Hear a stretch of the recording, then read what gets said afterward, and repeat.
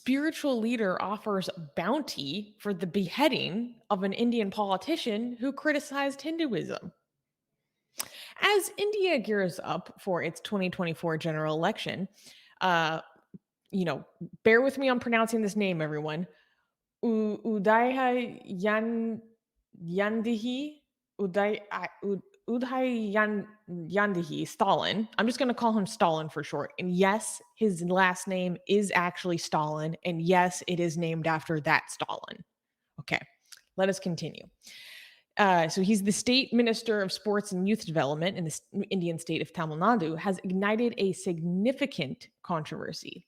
Speaking at a conference, he declared, Armin, you're going to love this quote, just like how dengue, malaria, or coronavirus need to be eradicated and not just opposed, we have to eradicate Sanatana Dharma, referring Okay. to the principle often identified as Hinduism. For those who don't know, that's like the local or kind of more traditional way of calling it. His comments set off a nationwide uproar. Key political figures like Amit Malviya of the BJP perceived Stalin's remarks as a call for genocide on its followers, while Prime Minister Narendra Modi called for a strong rebuttal. Legal actions followed in states like including Bihar and Uttar Pradesh. So, people immediately started filing criminal complaints against him. In a shocking development, We have those. yeah, we We got have those. those. We have those. Yes, we got some of those as well. But yeah, go on. In a shocking development, Paramhans Acharya of Ayodhya, a religious leader, placed a bounty of 10 crores, around 1.7 million US dollars, on Stalin's life. Also declaring that if no one else took his life, then he would take it upon himself to go take out Stalin himself. Undeterred, Stalin clarified his stance, emphasizing he wasn't endorsing any form of genocide, but was pointing out the divisive aspects of Sanatana Dharma in terms of caste and religion. So this story was actually brought to my attention by one of the leaders of one of our Indian consulates. And I was digging into this story and became fascinated because I was like, what did this guy say that made people so upset? And I have to say, okay, Stalin, okay, because I'm sorry, guys, I can't pronounce his name right. I read his full comments and I was like, this is pretty based. These comments, at least what I'm reading, this translation is he's on point. So let me read more of his comments so we can get a more full picture. Okay. He says, so he was saying this at an event, and it was a conference titled the Sanatana Abolition Conclave, as organized by the Tamil Nadu Progressive Writers and Artists Association, to critique the concept of Sanatana Dharma. He said, quote, I congratulate the organizers for calling the conference as the eradication of Sanatana Dharma instead of opposing Sanatana Dharma. He said, quote, there are certain things that we have to eradicate and we cannot merely oppose. Mosquitoes, dengue, corona, and malaria are things that we cannot oppose. We have to eradicate them. Sanatanam is also like this. Eradication and not opposing Sanatanam has to be our first task. Wow. That was my reaction too. Where's this? How is this guy? Can you guys make him the Prime Minister of India? Is that possible? Can you guys some people in the live chat were asking, yes, this guy, how is he alive? How is he so, that's amazing. That requires some level of bravery that I did not know that anybody could have in India. I mean, I do. That he just made his life a lot more dangerous than I don't know. So I don't know if I could tolerate. That's for myself. Like we're he's in India. Do you know when we did our blasphemous art, how many people promised to find us and kill us? And I'm like, oh my god, I'm so happy that I don't live in India, or else I would be scared day and night. But this guy is. I mean, what he's saying is what we have been saying about Islam for ages. But we Hmm. don't live in an Islamic country, and we're saying that he's saying that while living in a Hindu country. And as you know, a lot of people think like, oh, Hindus, well, are peaceful. Like, you know, how many times we've heard like, at least we don't behead people, right? Well, More times than I could count. Man, if I had $1 I for every mean, time I heard that.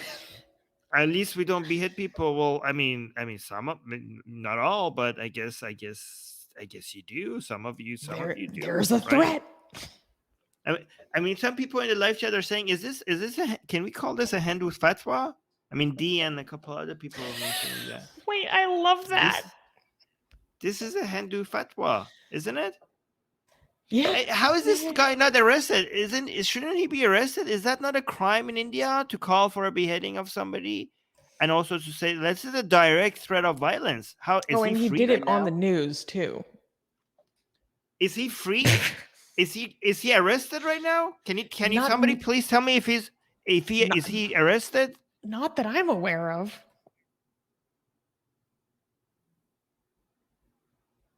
Hmm. So Shikha is saying what the Hindu priests declared is wrong, but at the end of the day, see, when you're doing but at the end of the day, this is victim blaming. This is victim blaming. But you have somebody declaring to behead somebody. This is a direct threat of violence, and you're adding the word but there. That means you're victim blaming. Okay, at the end of the day, Stalin is still a politician and he is doing cheap hate politics. How is this cheap hate politics? This is not, this is, again, this is anti hate. This is calling out hate. Hinduism is hate politics. Hindutva is hate politics. Fighting hate is not hate. Fighting hate is asking for the eradication of hate. This is fighting Hinduism is in the best interest of Hindus. It improves Hindu lives. The main victims of religion are the religious people. So how is this hate? It's kind of like saying fighting cancer is hateful because some people have cancer. If you're fighting Hinduism, it's because of the love you have for Hindu people. And it says politicians are biggest polarizing force, and they refrain from these. They refrain from these hate. I don't think you're being consistent there. Okay, first of all, you need to be polarizing. You need to be polarizing between forces of good and forces of evil. Hinduism and Islam and Christianity and Judaism and other religion are forces of evil, and you want to separate yourself from that. So that is a good form of polarization. Can I read Yeah. more of his comments because it just keeps getting Yes. better? It just keeps getting Yes. better. Yes. So, for those who are not aware, so Stalin is actually the son of the chief minister, his name is MK Stalin, and they are part of the Dravidian tradition of politics, which, like the DMK, I believe, originated with Periyar. And Armin, you remember talking about Periyar, right? He was this super revolutionary thinker who literally would go and smash idols in public, smashing the idols to throw off the oppression of the caste system that comes with them and that they symbolize, right? Yeah. Okay. Why? I So don't know much about it. Yeah. Yeah. well, I'm just giving you more context because we've talked about this before. So he was accused of calling for genocide, and they're like, I'm not, because people were conflating. He's talking about the eradication of Sanatana Dharma, and people they're like, oh, you want to kill Sanatanis, like meaning the people that practice Sanatana Right. Dharma, and Right. he's like, no. So he said, I never called for the genocide of people who are following Sanatana Dharma. Sanatana Dharma is a principle that divides people in the name of caste and religion. Uprooting Sanatana Dharma is upholding humanity and human equality. I am prepared to confront any challenges that come my way, whether in the court of law or in the people's court. Stop spreading this fake news before adding that Sanatana Dharma is responsible for, quote, many evils. He said, quote, what is Sanatanam? It is the very name from Sanskrit.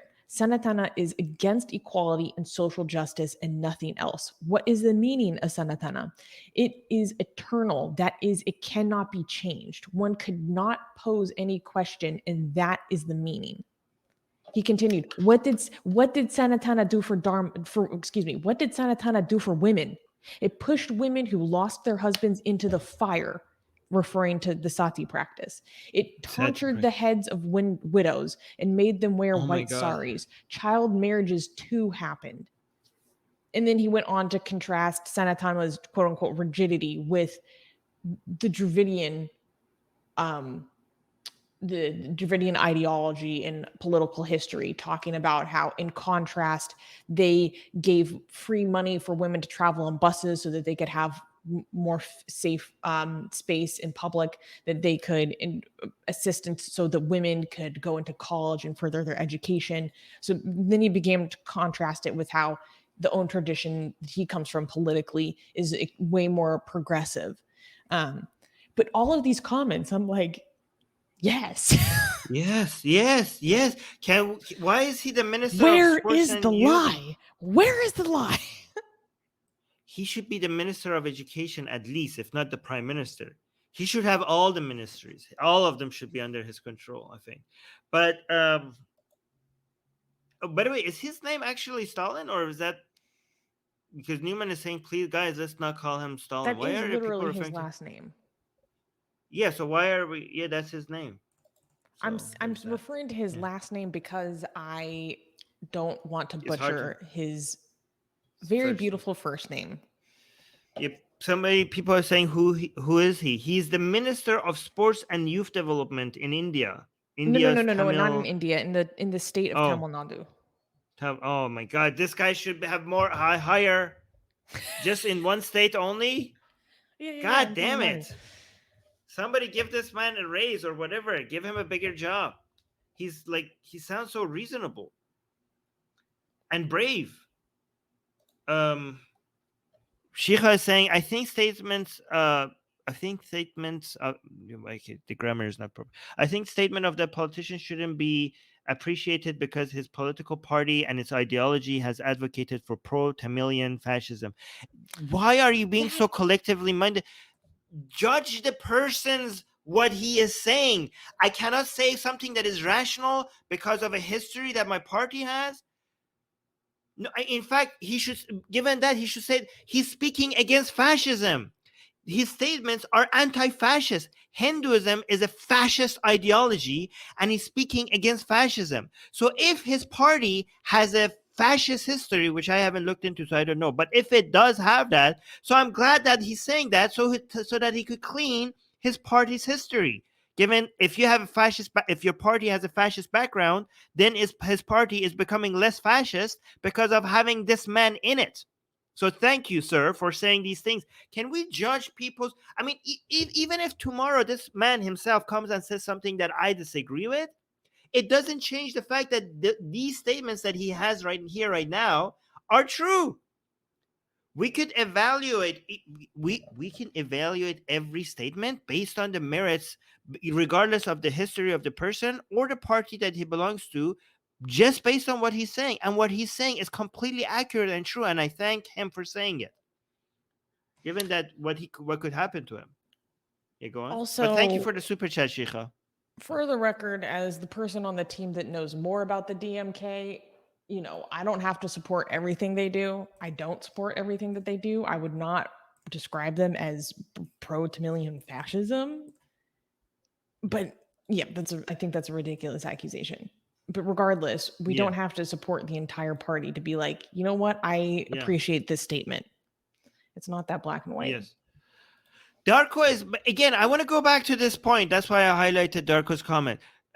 This man just put a hit on somebody and he's just walking free. Like, what kind of a, sometimes I admire India's police because sometimes like, oh, good job. India's police did something right. They arrested the man. So guys, please make sure that you understand, as much as we criticize India, it's not like it's not like a chaotic there. Like, if people do get arrested for stuff, when somebody beheads somebody for so and so goddess, they get arrested. Okay, it's not like a free-for-all country. Okay, it's a country of law and order. But Darko, But why is this happening? I still don't understand. He just put a hit on somebody, and he's still free. What is that? What is the legal system? How does the police work there? Like Darko is saying, so you can just put a hit on someone in India and you're fine. Why? Can somebody explain that to me? Why is this man not arrested? And Let also another me person. Yeah. see if actually do a quick research to see if there has been any further action taken against him. Guys, is somebody who's Marvel? Are you retracting your own messages, or is one of our admins removing messages that he or she doesn't like? Marvel, can you explain if you retracted your own message? Shikha also, please, because I don't want people's messages to get censored. Okay, Marvel is saying, I think Hinduism is a whole different thing from Hindutva. Okay, it's not a whole, it's different, not a whole different thing. They are related, but just because I blame Hinduism and Hindutva, it doesn't mean that I'm claiming that they're both the same thing. Okay, Hinduism and Hindutva are different things, and they're both evil. Hinduism is Hinduism. Just because Hindutva is a new brand of evil, that doesn't mean Hinduism by itself is not evil. Hinduism is evil for different reasons than Hindutva, but they're both evil. Okay, for the record, the local police did register a case against the seer, the religious dude who offered the hit on Stalin. Okay, that's good, but registering a case, it doesn't mean like how is he not arrested? I swear, in other countries, when you go on, like, yeah, people put a hit on that. Wouldn't, can you, Susie? Maybe I don't understand. Wouldn't you, in other normal countries, be arrested right away when you put a hit on someone and ask other people to go kill somebody for a prize money? Wouldn't that be immediately arrest worthy? I don't know. I don't know the legal situations. Okay. In some cases, It they should only be. take that action if the police has genuine cause to believe that that is an imminent and realistic possibility, right? If you're just Right. threatening it, they'll definitely maybe file some charges for it, but you might not actually get arrested unless they have enough sufficient evidence to believe that this could imminently happen. That's, I'm no lawyer, but that's like what I'm Let kind us of know. familiar with. Yeah, you let us know at least in the live chat what you guys think. So you highlighted the comment. You wanted to read that before I get the next news? Oh, what was the comment? Oh, you know what? Eric brings up a good point. He said this meeting was conducted in a small hall and would have been forgotten by everybody in less than an hour after its conclusion. It was made super popular by the BJP's IT cell geniuses. Okay, but you know what? This is the first time I'm going to say thank you to the BJP IT cells, because this is a like revolutionary, taboo, iconoclastic, transgressive statement that needs to be amplified, that needs to be brought to light. And I read a really interesting analysis actually going over Stalin's statements and going over how the BJP is in a very tricky position in trying to condemn but not condemn him, because they're trying to appropriate caste liberation politics within their own Hindutva vision, right? So they can't go against him too hard in the right way, but at the same time, what he said is so transgressive against Sanatana Dharma. Fascinating, absolutely fascinating. It brings up a lot of questions, especially going into the next elections. And if it wasn't for the BJP IT cells, I wouldn't have heard about this. So this is the first time I'm going to say thank you. Thank you to the BJP IT cells. All right, But so yeah, I was reading the comments and I was like, this is so revolutionary. Like, I love this. thank you for your service. Assalamu alaikum. That's a reference All right, to so other show we do, Unicorn. guys. Yes, Unicorn 1620 is reminding everybody to like this stream, and remember, this show will be haram if you have not liked the show. It will only be halal if you have liked the show, or else at the day of judgment you are answerable. Yes. basically. To our you go to atheist hell if you watch the show and you don't like the show. And also, Hindu historian is back. Yay! Hindu historian is saying Hi, hello, friend. Armin and Susanna.